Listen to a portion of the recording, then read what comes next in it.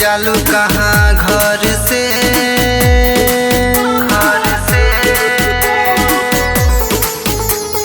रोजे रोजे जालू कहाँ घर से फसल बारू का राज भर से रोजे रोजे जालू कहाँ घर से फसल बारू का राज भर से हमरा के तू माना कैलू पता ना कौना के भैलू देखी जवानी मन तर से फसल बारू का राज भर से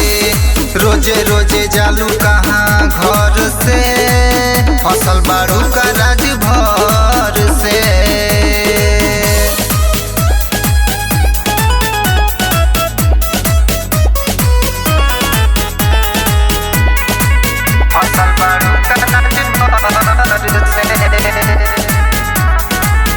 चढ़ल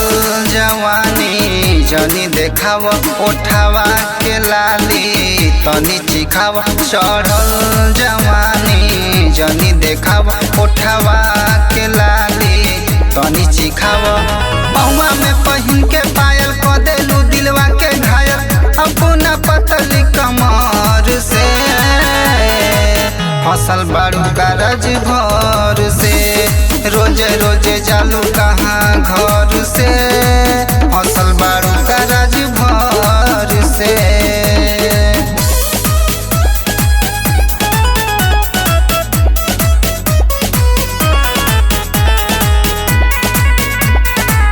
फसल बारू का राज भर से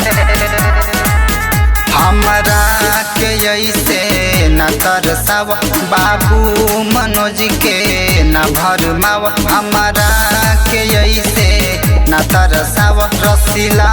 रामायण के जनी सताव करबू जे हमरा के माना मर जाई तो हर दीवाना घाई तू कैलू नजर से